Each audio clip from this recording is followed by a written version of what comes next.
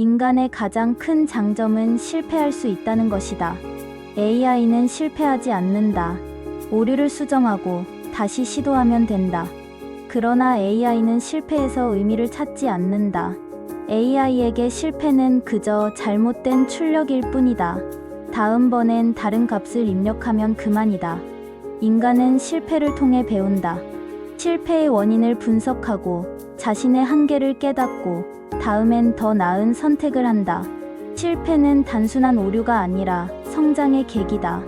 에디슨은 전구를 발명하기까지 1만 번 실패했다.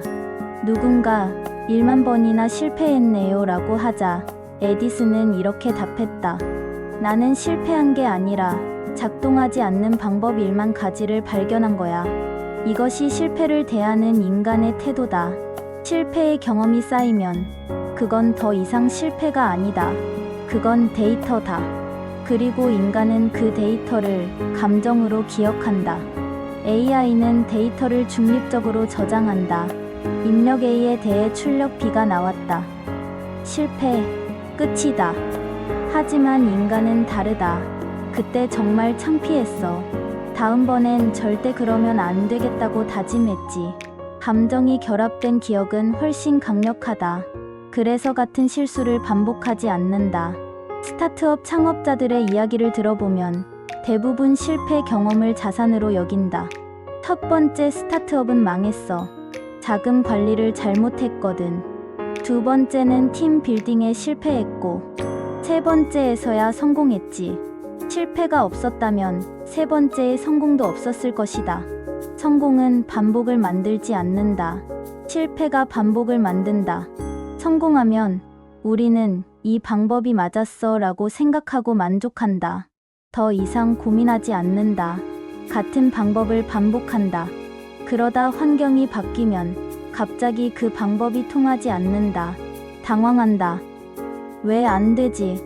예전엔 됐는데. 성공은 자만을 낳지만 실패는 성찰을 낳는다. 실패하면 우리는 원인을 파고든다. 왜 실패했을까? 어디서 잘못됐을까? 이 과정에서 진짜 배움이 일어난다. 실패는 불편하지만 성장은 불편함에서 시작된다. 코닥은 한때 사진필름 시장을 지배했다. 성공에 취해 변화를 무시했다. 디지털 카메라가 등장했지만 우리는 필름 회사야. 필름이 최고야 라고 고집했다. 그 결과는 파산. 반면 후지필름은 실패를 인정하고 사업을 전환했다. 화장품, 의료 등 새로운 분야로 진출했다. 지금도 살아남았다. AI가 아무리 완벽해도 실패에서 오는 통찰은 배울 수 없다. 그건 인간의 전유물이다. AI는 실패를 데이터로 처리한다. 이 방법은 성공률 30%이므로 다른 방법을 시도한다. 논리적이고 효율적이다. 하지만 인간은 실패에서 더 깊은 의미를 찾는다. 왜 실패했을까? 나의 접근 방식 자체가 잘못됐나? 아니면 타이밍이 문제였나? 이런 성찰은 AI가 할 수 없다. 실패를 두려워하지 않는 사람은 AI 시대의 가장 인간적인 사람이다. AI는 오류를 최소화하도록 설계되었다. 하지만 인간은 실패를 통해 진화한다. 이것이 AI와 인간의 근본적인 차이다. 실리콘밸리에는 fail fast, fail often 이라는 말이 있다. 빨리 실패하고 자주 실패하라. 실패를 두려워하면 시도하지 않게 된다. 시도하지 않으면 배우지 못한다. 결국 도태된다. 실패를 기록하라. 일기처럼 쓸 필요는 없다. 간단하게라도 적어두면 된다. 오늘 프레젠테이션에서 실패했다. 청중의 반응이 차가웠다. 이유 데이터만 나열하고 스토리가 없었다. 다음번엔 사례를 먼저 제시하자. 이렇게 기록하면 실패가 자산이 된다. 몇 달 후 다시 읽어보면 아, 내가 이런 실수를 했었지. 이제는 안 그래 라는 걸 확인할 수 있다. 성장의 증거다.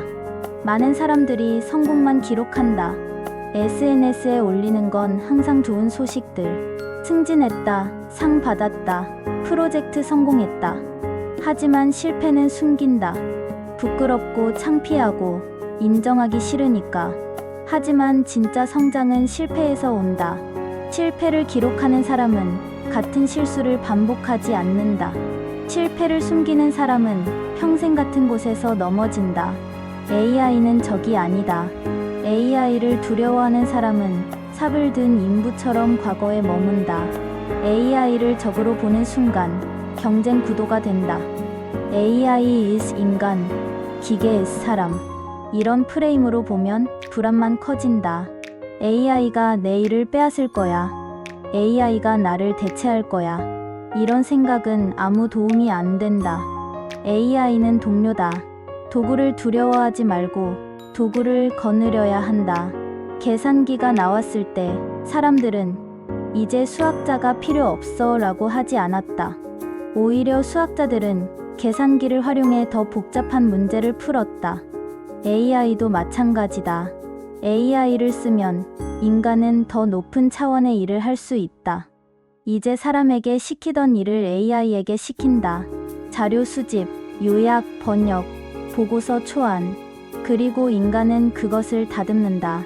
과거의 업무 흐름 상사가 부하 직원에게 이번 분기 매출 보고서 작성해라고 지시 부하 직원이 데이터 수집, 분석, 작성.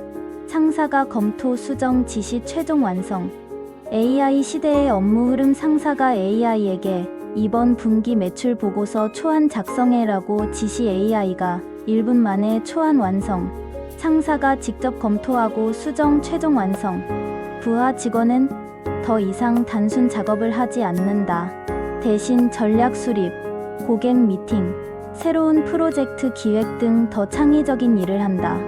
AI가 단순 업무를 대체하면서 인간은 고부가 가치 업무에 집중할 수 있게 됐다. AI는 박사급 신입사원이다. 무한히 수정할 수 있고 절대 피곤해하지 않는다. AI에게 보고서를 작성하라고 했는데 마음에 안 든다. 이 부분을 더 구체적으로 써줘. 어조를 더 격식 있게 바꿔줘. 결론을 먼저 제시하고 근거를 나중에 설명해줘. 이렇게 계속 수정을 요구할 수 있다. 사람 직원이었다면 3번쯤 수정 요청하면 눈치가 보인다.